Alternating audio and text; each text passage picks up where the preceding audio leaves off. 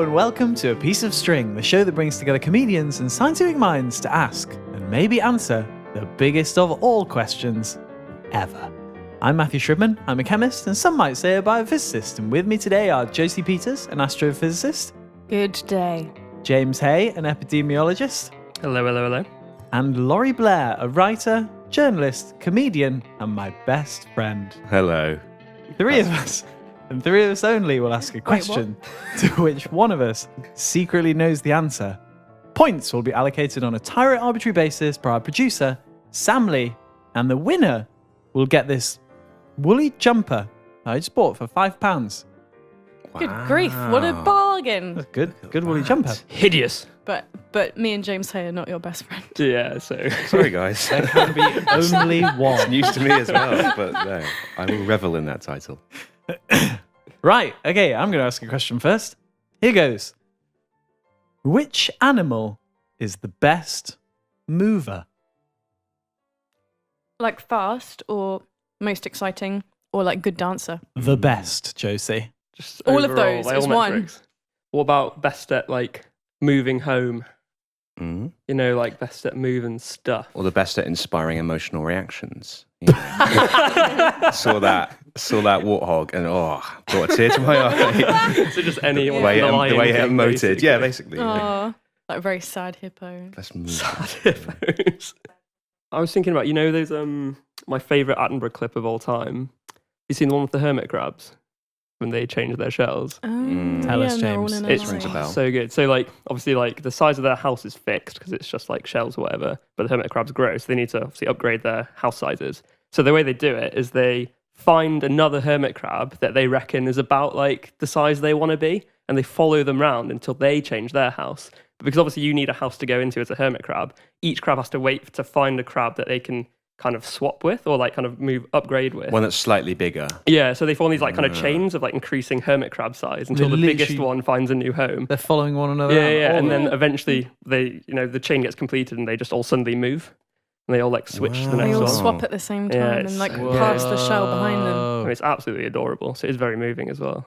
Yeah, Aw. that is moving. But you have And pretty. humans complain about property chains, don't they? Like, I can't move into my new house because the I'm next person massive in the chain, human. it's Yeah. sort of, they've actually become stuck in their own home and they're refusing to move into a slightly larger one.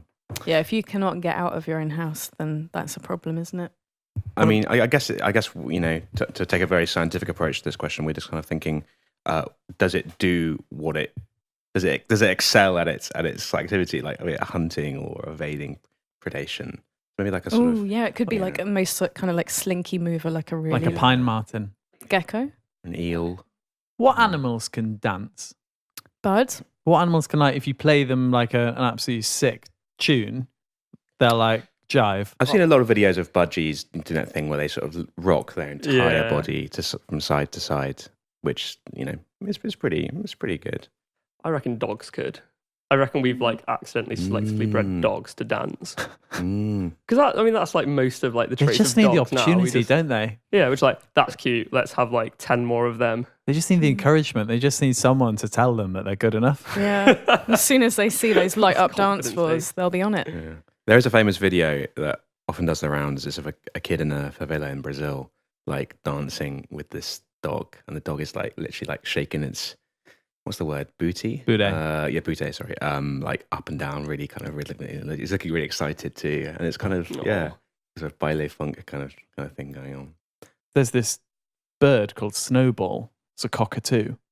And that can dance, I think. Like, you know, you give it different rhythms and different tunes and it like properly dances to, like, it will change the speed at which it's moving. And like, I think that's the only ever confirmed non-human Why? dancer that can like dance to different songs. Why would it do that? Because he loves it. Oh, fair. But some, Loves to party.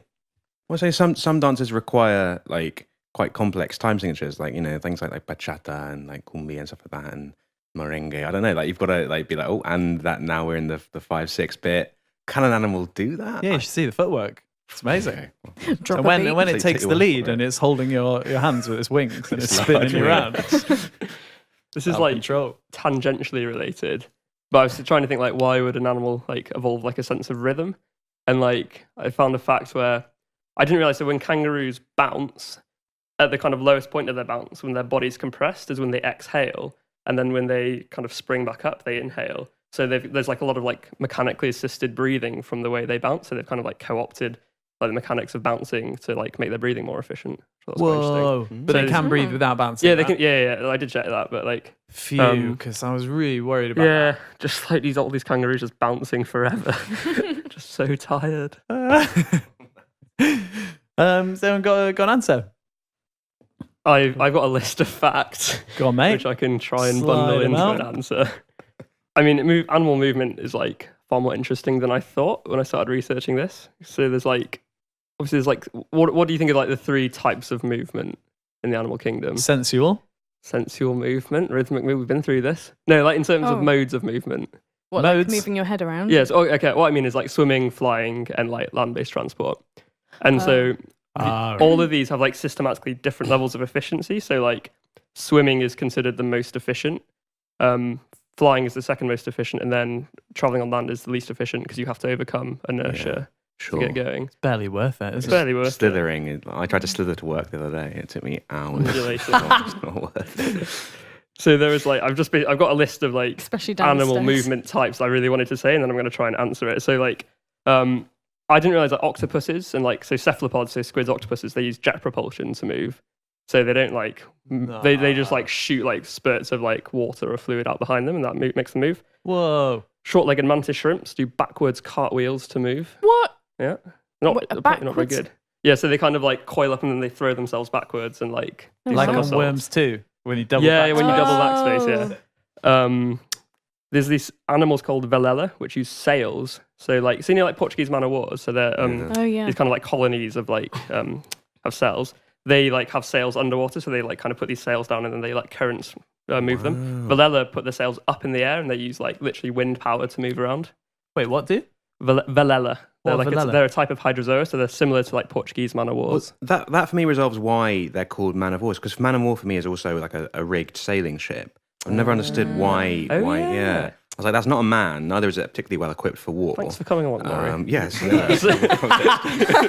Now it's worth it. Mystery solved. Yeah. Nice one.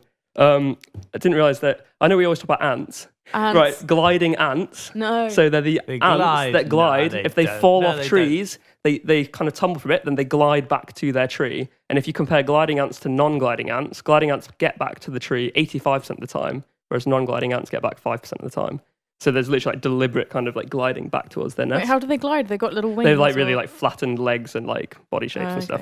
okay. Like chitty Better chitty than bang a- bang. Gliding squirrel, or whatever it is. Yeah, sugar gliders. Or yeah, flying squirrels as well. Oh, Yeah, yeah. all What's a those. sugar glider? They're kind of like flying squirrels. No, They're he's- better really or worse? cute.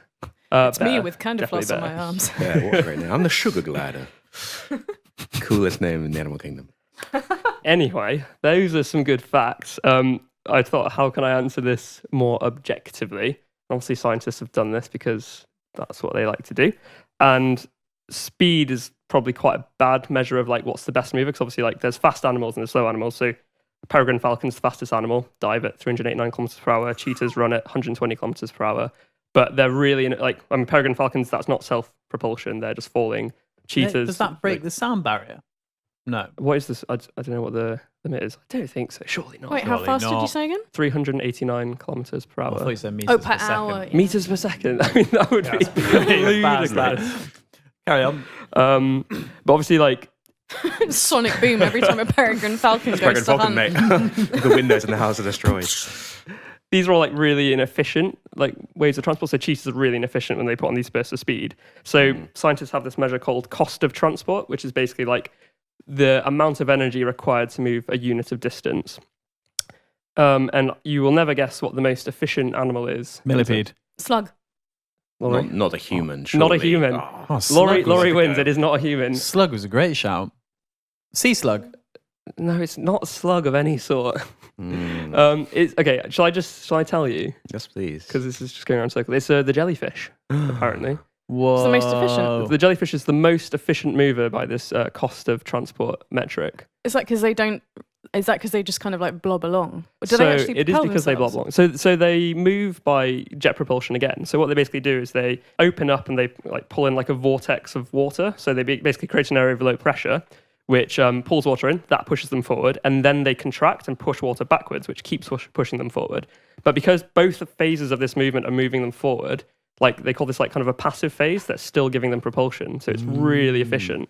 So they're like, I think the next most efficient swimmer was salmon, and they're 4 times more efficient at moving than salmon. But obviously the limitation is they're really efficient, but they're really slow. So their max speed is like Fish and efficient. Nice. But can they dance? We'll have to find out. We'll get a jellyfish and relate to some music.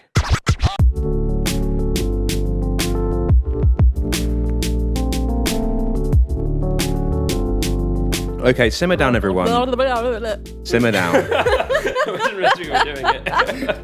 Hey, pipe down for a minute. I have a question as well, which I'm just going to go and say right now.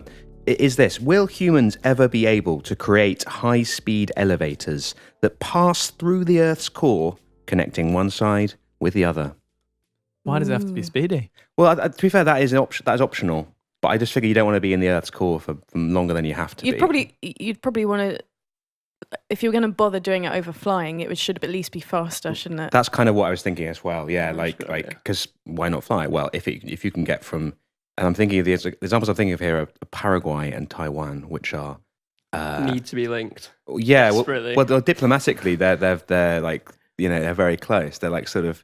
Paraguay is one of the last countries in the world to still recognise Taiwan. There's about 15 of them that recognise Taiwan over China, because obviously it's the Republic of China, which is Taiwan, and the People's Republic of China. They've got mad beef. So Paraguay and Taiwan would love to have a sort of quick connection. They would love that, wouldn't they? They commissioned us to figure out if it's possible. Yeah, we're actually being paid for this research. No, but I mean, if you could sort of get from A to B in, say, 12 hours or something, and also ship goods, and that kind of stuff, it would be a real godsend for the Paraguayan people. So, Yeah, because what is it? So to get to like, what's it? The 17 hours, isn't it? You can go to Perth now on a direct flight that's the big to news Australia. Of 2018, wasn't it? That's big news, isn't it? Top I'm news not story. sure how far does it usually take to get from Paraguay to Taiwan. It's a nightmare with the connections. You got to go via Miami and then change in. I don't know.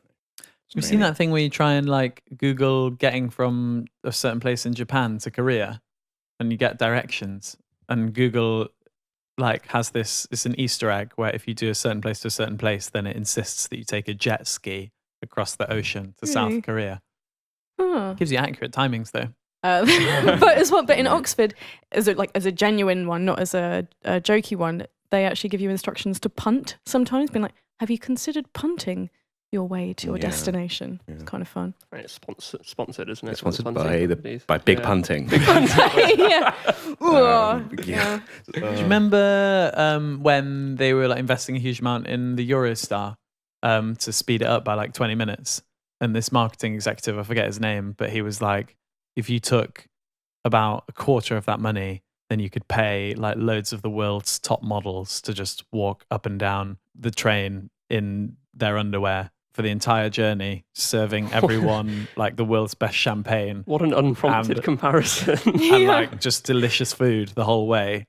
And then like who would actually want you to speed the train up by 20 minutes? Like you might as well everyone would want you to slow it down. Please, I never want to get off this train. Models and food on the train. That's what you want. Let's not do that. Let's drill a big hole instead through the earth for a quarter of the cost of the Eurostar. What's in the middle? It's molten iron, isn't it? It's a lot of iron in the middle of the earth. It's a bit hot down there, isn't it? We could use it though. We could use the iron to make the stuff. Is there anything that is like volcano resistant? Like, if you got a big metal tube and you shoved some lava outside of it, would it be all right? Would you need some sort of like weird gravity device as well? Because would you fall to the center and then to get the other way out, would you need to like claw your way to the other side of the earth? You kind of like yo-yo back and forth, wouldn't you? So you don't need like propulsion right for the like end bit. It'd be like dropping a bouncy ball a bit, wouldn't it? Should I just say a little researched answer? Yeah. Do you know it? Let's do it. This is brilliant. Let's do one. Go on, tell us. The Paraguayan people are waiting on your every word, and the Taiwanese as well. Yeah, the problem is that obviously if you do a bit of drilling down, then just stuff comes up. So that's the problem, isn't it? Yeah, you kind of open a hole in the earth, and the crust of the earth is really thin. Like if you were to shrink down the whole earth to the size of an apple, then the crust of the earth is like thinner than the skin of the apple. So most of the stuff underneath is just like liquid, hot, high pressure, dangerous stuff. So as soon as you get your hole open, it's just going to squirt out loads of lava. Sorry, what? Like a sort of Cornish pasty or something. Exactly, Laurie. Exactly. Like a sort of Ginster's pasty that you just put in Thanks there. for bringing My this thoughts exactly. back onto the back onto a good level, Laurie. That point from Josie. That's what I'm here for. Yes. Laurie's actually just Matthew's dad. No, none of that. So like this is why we know that the Earth's magnetic field like flips backwards and forwards, right? Because when holes open up in the middle of the Atlantic Ocean, because the tectonic plates in the middle of the Atlantic Ocean are constantly like moving apart, opening up new holes, and they keep squirting out magma that's got like traces of iron in it, and we can see from the history of it that like sometimes the iron's pointing in one direction and sometimes it's pointing in the other direction. There's like these stripes across the Atlantic from the pole flipping backwards and forwards. But anyway, yeah, so basically like open a hole up, hot stuff comes out, bit of a problem. And also like even way before you get to that depth, like the Kola borehole, which we've talked about before, which is the deepest hole that's ever been dug in the ground by the Russians, just over 12 kilometers down. Like just the pressure of the earth down there is just so great, and it's so hot that you can barely drill. So it's tricky. Anyway, so yeah, you were talking about heat. The center of the earth is about 5,400 degrees Celsius. 5,000. That's nearly as hot as the surface of the sun. Yeah, how hot's the sun? A bit hot, yeah. It's like 6,000 degrees Kelvin is like the sun. It's all at trapped heat because it's so well insulated. Yeah, the Oh, Earth's full of blimey. trapped heat. That's insane. So like carbon's melting point, which is the highest melting point of an element that we know of, is 4,400 degrees C. So if you built the pipe out of carbon, it would just melt in the middle. Oh no. What if you had like a really good cooling system, like in a really good gaming computer with like, liquid cooling and like LEDs and stuff? I was thinking about that. More LEDs. Blue LEDs make it cold. So yeah, like that's the highest melting point element, but you can get like we've got other materials that have higher melting points, like tantalum, hafnium carbide. I think is like 4,500 degrees C or something. So that's like a really high melting point, but it's still not high enough to resist the center of the Earth, resist its advances. But we are getting there. Like we're developing alloys that have higher melting points, and eventually we will probably come up with one as a high enough melting point to sort out the tunnel. Anyway, the other thing you were talking about was, if there was a hole, then it would take an enormous amount of time to slow down enough to stop in the middle, because you do this thing where you'd like bounce backwards and forwards, right? So you'd like fall in and you'd accelerate all the way to the middle, and then you start slowing down all the way to the other edge. And then if there were no air resistance, then someone could literally like you would arrive on the other side perfectly at zero velocity, so someone could just like take your hand and just like Welcome. Gently Welcome with the handshake with functional and What an interesting job. professional. But if no one took your hand, if they just did one of those joke handshakes, they're like, welcome. You'd slip, you'd fall See back ya. the way Fall you came. back, yeah. Deliberately. Back to Paraguay for Oh my you. God. I'm guessing that a tunnel through the center of the Earth isn't the primary reason for developing those really, really hot metals. Like, what else are they developing those for? Fusion reactors, probably, because they're really hot. So it'd be good to get some metals that are really heat resistant. Fusion reactors, I think. Anyway, yeah. The other thing is, would we want to like build this thing? Because it's really, it could be really fast to get people to the other side, but we can already, if you get something into polar orbit around the Earth, so that's when it orbits by going over the North and the South Pole, then it can go around the entire Earth in 100 minutes. What? Yeah. And so if you're at the point where you're just above the pole and then you redirect yourself so that you're going to fly over the country that you want to get to, then you can get there in like maximum 50 minutes. If you were going basically to the Antarctic. So you could get there in like, I don't know, if you're going to Taiwan, it'd take like 20 minutes, wouldn't it, from the pole or something? And then you just have to come down out of polar orbit. So, once we have the energy to shove stuff up into polar orbit really quickly and then bring it back down again, that's going to be way faster. So does that mean that you have to get like high up enough away from the surface of the Earth to do that? Like, what is the limiting? Good question, Josie. Do you know the answer? No, I don't. No, I thought nor you do I. did. Okay, great. But like a polar orbit, so going round that way over the North and South Pole. But Yeah, it's pretty high. That's what But spy it's really satellites high, use. yeah. So like a spy satellite, it'll be going over the North Pole and then they'll slightly adjust it with a thruster so that it like goes over the point of the Earth that they want it to go over. You only need like the tiniest little boost to like change the direction over the North Pole and then it'll Okay. go travel over the bit that you want So it to as see. soon as space travel gets better, then we can do this. Yeah. Sweet. That's fantastic news. Well, scrap the subterranean lift system immediately. Let's divert all our resources into the polar orbit one. Got to go up to go down, Laurie. That's what I say. Yeah. And now, for the mystery midsection. Just before we started the show, I gave everyone the following question. What is an endolith? I then asked everybody to write down a fictional but reasonable sounding answer. I will now read out those answers with the real answer mixed in. Everyone will then get a chance to decide which answer they think is right. So, what is an endolith? An igneous rock contained entirely within another. An endolith is the end of a list for someone with a lisp. An organism that lives inside rocks, feeding only on traces of things like iron, sulfur, and potassium.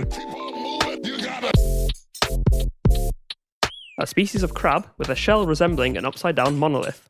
The crab makes an eerie wailing noise, which inspired the monolith in 2001 Space Odyssey. Seems legit.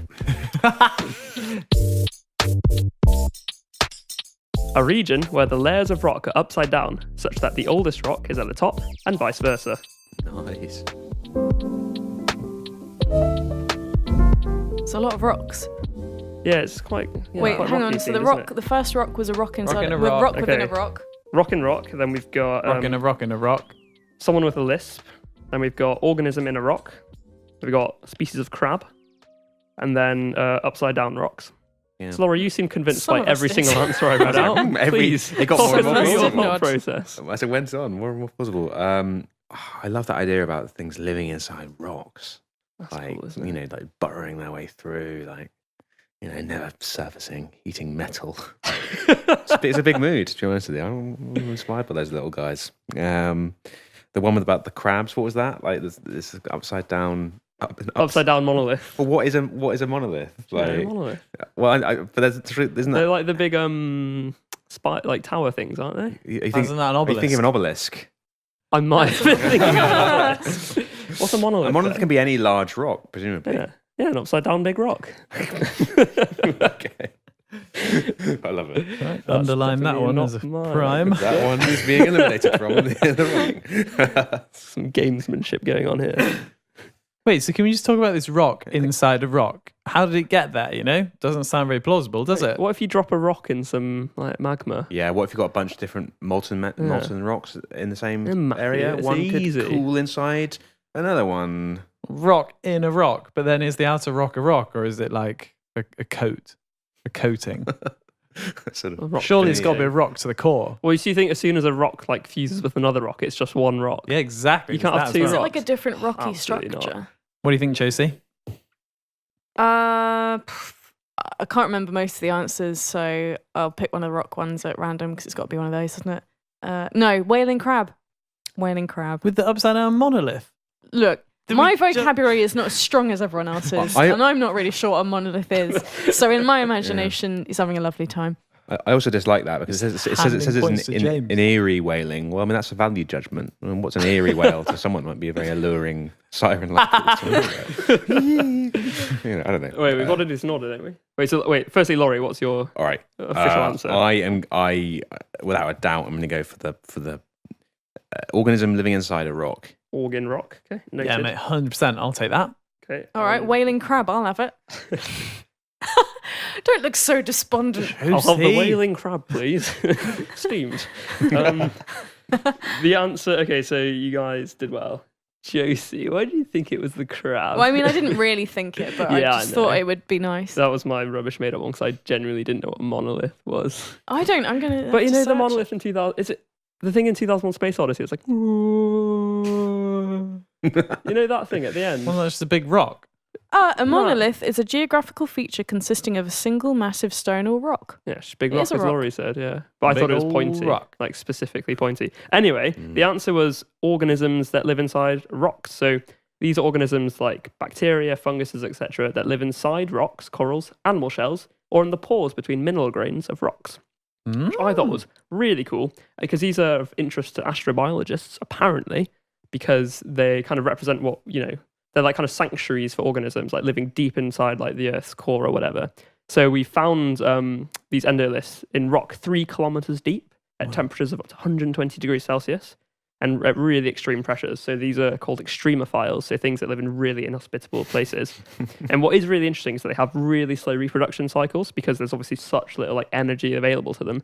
So even these like kind of single cell organisms, they have reproduction cycles of like 100 years between cell divisions. Wow. Because they spend all of their energy just like doing repairs, like repairing bits of like messed up DNA and stuff and like messed up structures. So they don't really divide very much. Wow. Like, super cool. No time for nookie when you're No 3 time kilometers for beneath the nookie. earth, preparing yourself inside a rock. I don't know how he feels. That's great. Rock lobster. Down, That wrong. Is that an endolith? There's no.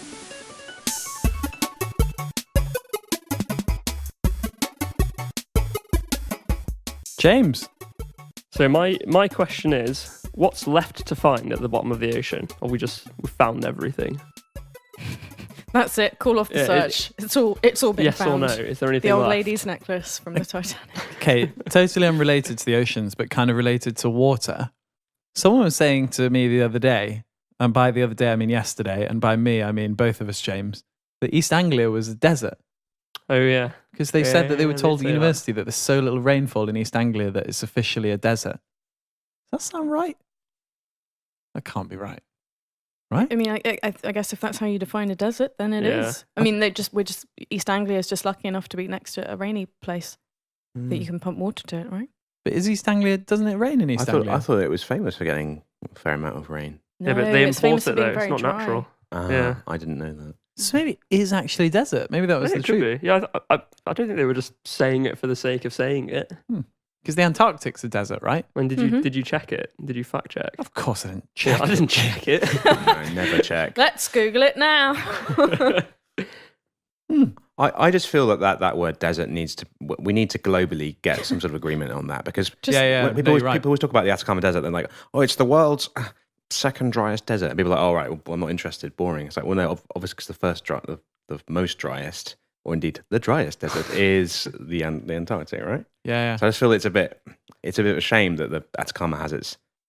Mate, have you has ever its been... thunder Say that stolen? Snow is dry though. Snow's my gosh. literally water, Yeah, isn't exactly. it? You don't get to the Antarctic and be like, oh, Yeah. look at this horrible Just- desert. just- disagree guys. entirely. There we go. So, first of all, East Anglia, the first thing that comes up on Google is not like, is East Anglia a nice place to go or whatever. Is East Anglia a country?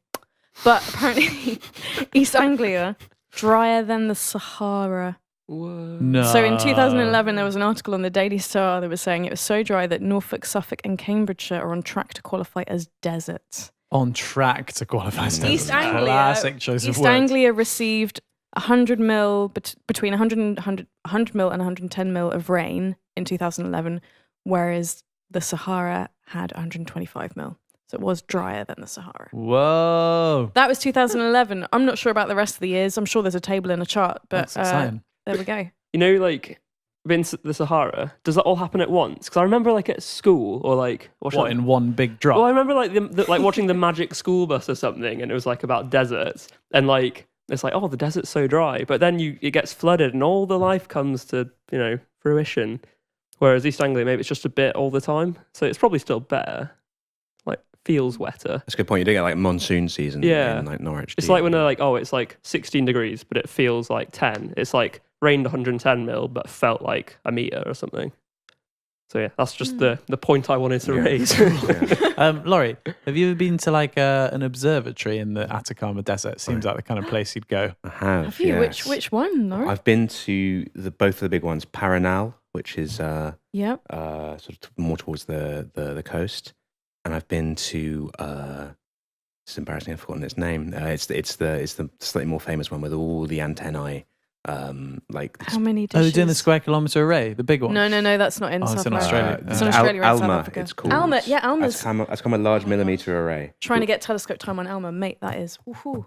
Yeah, Yeah. I went up there. You've been to Alma? That's 5,000 meters high. Laurie was taking all the telescope time. Yeah, it was fascinating. Like we drove. I was helping out on a story there, and we kind of got driven up. Well, we drove ourselves up, in fact, like late at night to the Alma where all the dishes are, and you're sort of up there, and it's very freezing cold. Obviously, it's like 5,000 meters above sea level, and the winds whistling through it, and all the arrays are sort of subtly adjusting themselves to the Earth's movements. They're sort of eerily just going. It's quite so jealous. quite eerie. Did you need like oxygen masks? Were you outside? We were outside. We kind of got out our Jeep to sort of take some photos and walk around. And yeah, we were kind of... In fact, no. The sky must have been incredible. They did actually give us some oxygen masks. We sort of had those plugged into our faces as we were driving up, but then we were just like...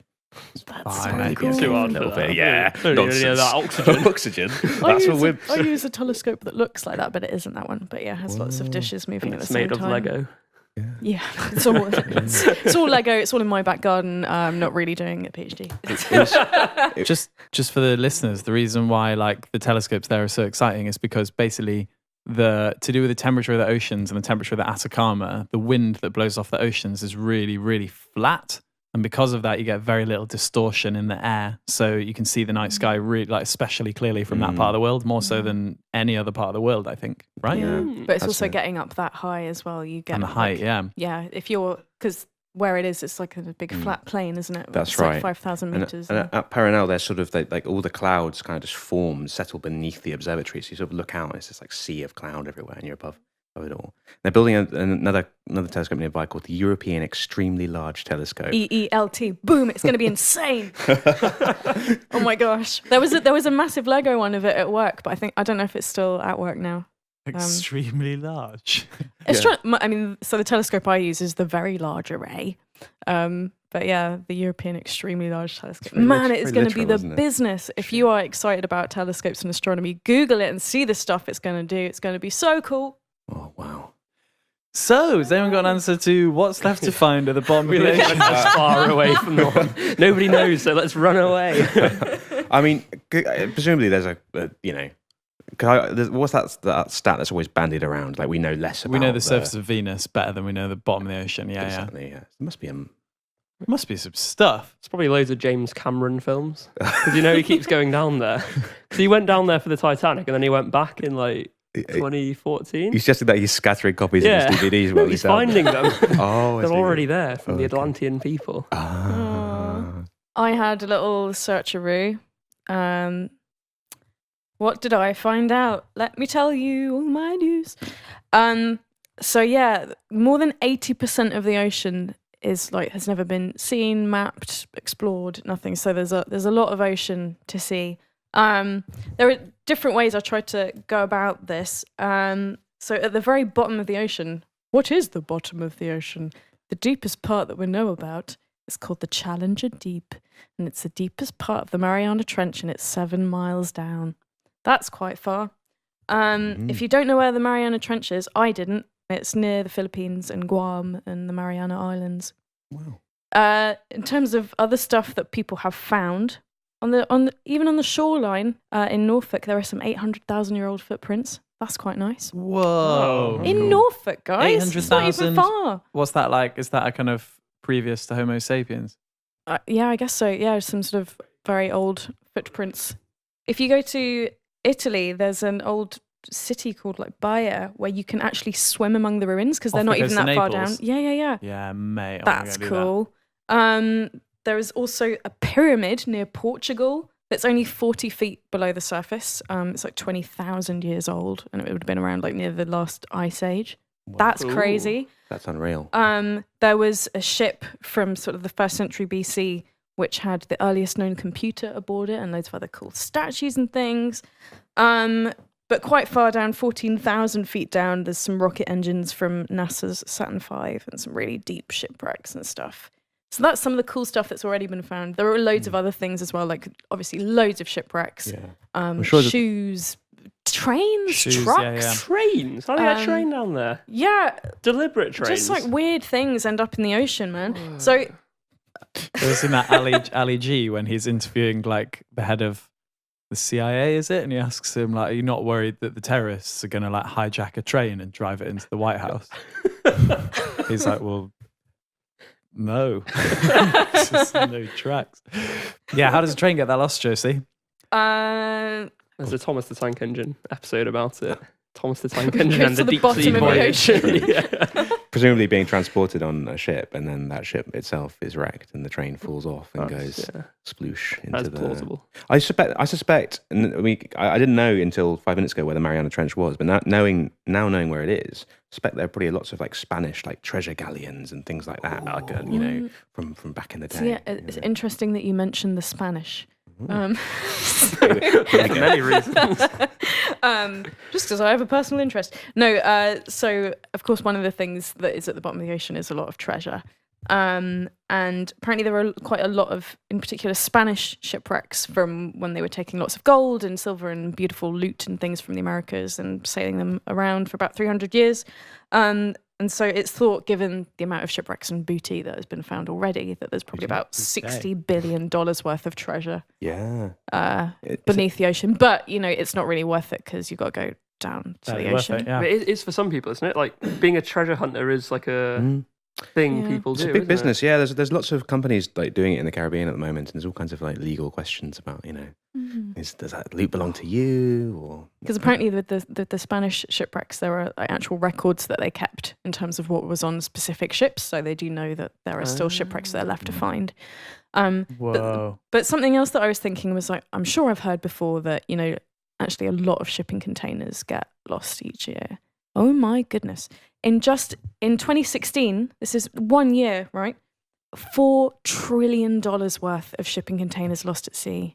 Yeah, there was that huge, Isn't huge it awful? crash of that big liner. Yeah. Because that like bumped up the average, I think. 'Cause the average was around like 500 a year or something, and that after that it was like 2,500 per year over like the past few decades, something like that. I tried to look at if there are some species left to find. Again, that's basically a lot of a big guess because people are going, oh, what have we found before? Oh, there's probably this much. So between about 0.3 and 2 million species more to find, we reckon. Wow. It all gets pretty gelatinous and weird the further down you go. Because like I can't remember what percentage. It's like the percentage of like viruses that we think we've discovered is obviously like completely negligible.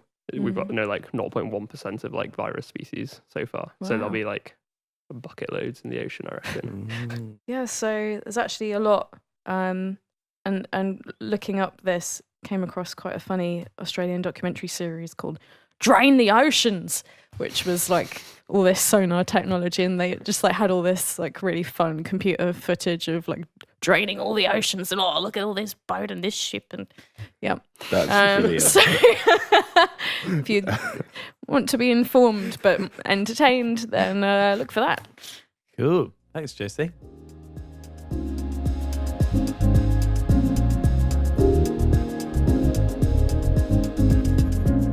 Josie, got a little question?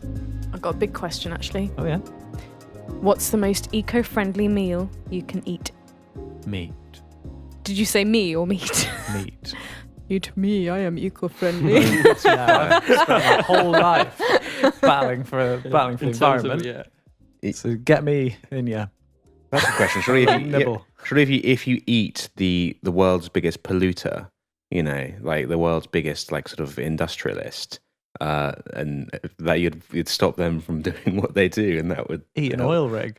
Get the whole thing down. Yeah, absolutely.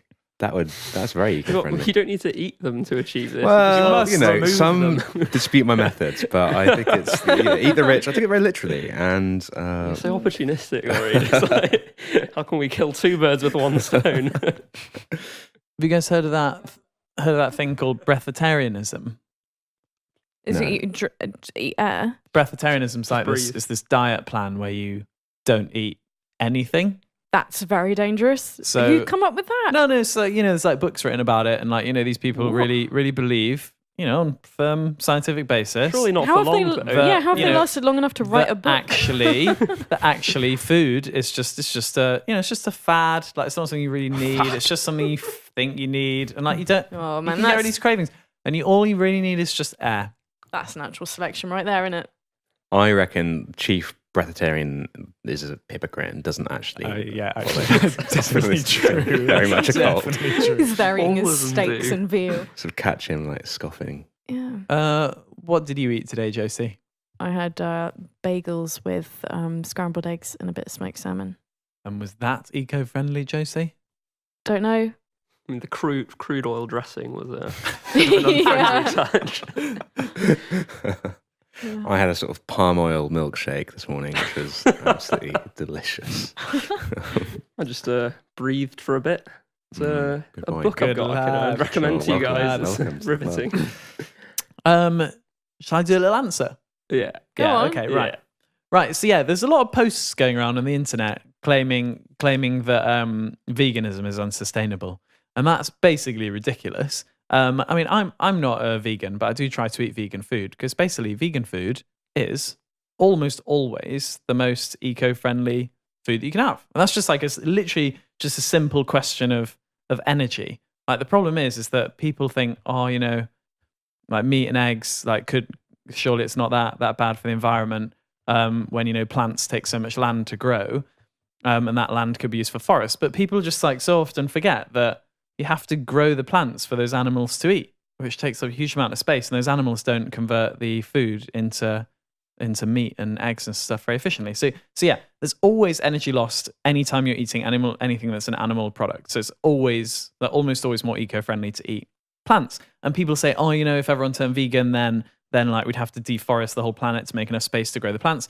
Totally rubbish. Like if you're worried about the amount of space that soy is taking up on the planet, because obviously like a lot of rainforest is destroyed for soy, one of the best things you can do to reduce the amount of soy needed to be grown is cut out meat like beef and eat soy instead. Because beef, like cows, eat so much soy that if you switch to soy yourself, then you're saving on like 95% of Cutting the out the soy that's middleman. actually needed. Yeah, you just cut out the middleman. So yeah, like vegan food is like way, way, way more eco-friendly, almost always. And like the best, in terms of like protein, for example, like pulses, like beans and stuff are really good. Wheat is even better than pulses for protein efficiency in terms of like not having much of a greenhouse gas impact. People talk about the methane release from rice paddies all the time, which is true. Like they do release a lot of methane, but again, compared to the amount of methane produced by like beef and lamb, it's absolutely tiny. And so again, like rice is like far, far better for the environment. Yeah, it's just the deflecting thing. People are like, they're growing loads of rice in China, so why should we bother? No, like if we cut out meat and like ate things like rice more instead, then we'd be having a much smaller climate impact. Other stuff that people get wrong is like people obsess over like local produce, and generally local produce is better.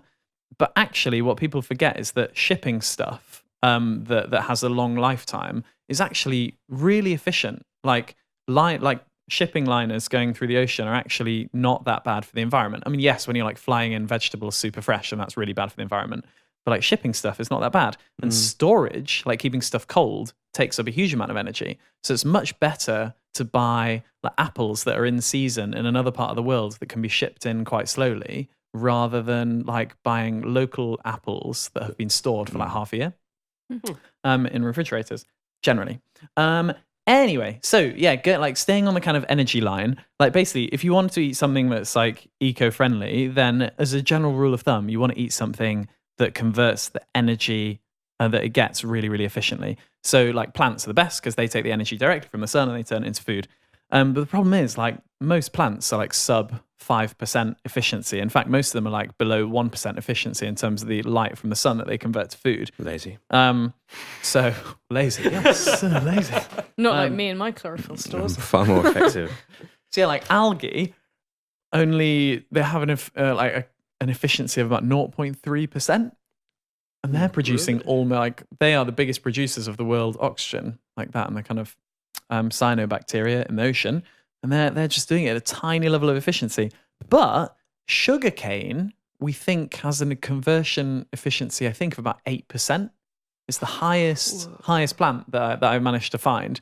And so actually the most eco-friendly thing that you can eat, if you can stand it, is just pure sugar cane. Oh, sweet. Yes. I think. Anyway, something that's quite interesting is that the Finnish have basically worked out a way to use electricity to feed electrons to these bacteria so that the bacteria then use the electrons, convert it into energy, which they can use to grab gases out of the air and turn them into like biomass, into like, you know, the stuff that makes them up. And then technically you could then eat the bacteria, or something could eat them and we could eat that.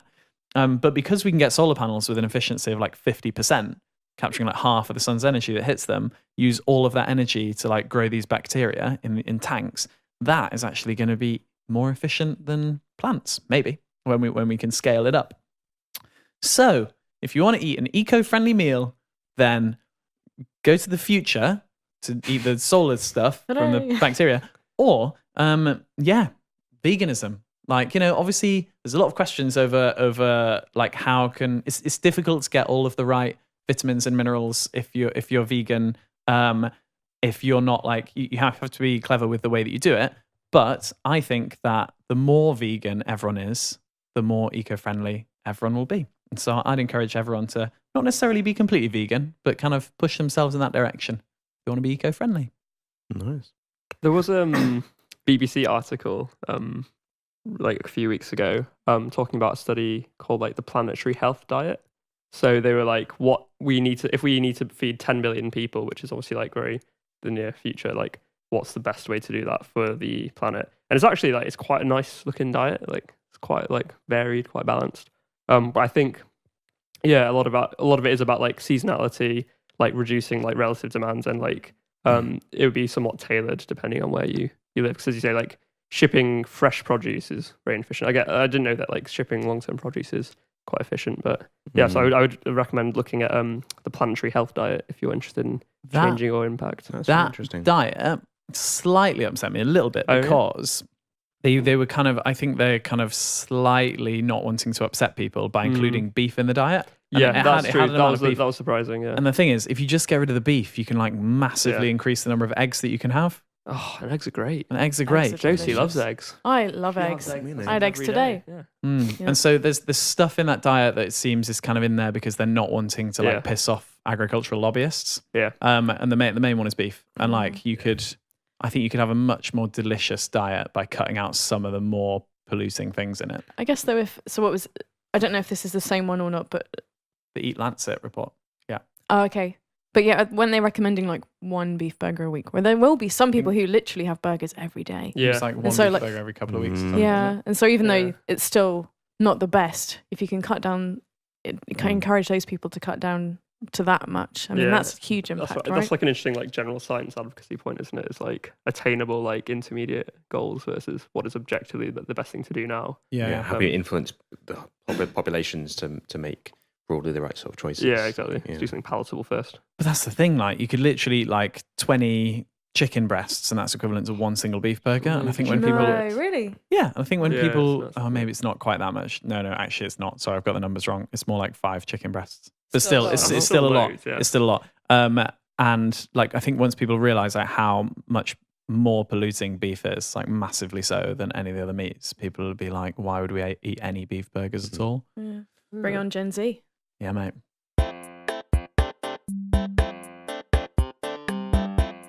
And we have arrived at the end. Points have been allocated by our producer, Sam Lee, according to a system that none of us were aware of until now. Sam, what's the verdict? Well, if you've been feeling like this week's podcast has been a little on the boring side, then that might be because I set our panelists the challenge of digging the deepest tunnel they physically could. And points have been awarded on their efforts. Josie, you managed a measly 4 meters with your Black & Decker drill.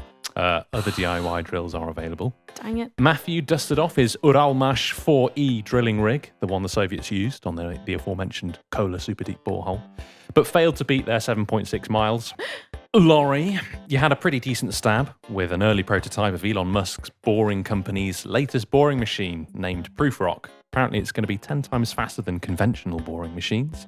but left it a bit late to get going because our winner this week, with a trusty plastic spade, which you take to the beach every summer holiday, don't you, James? Every time I've had it for years. You got going in good time and proved that slow and steady wins the race. Give us a shout from the other side of the planet, James.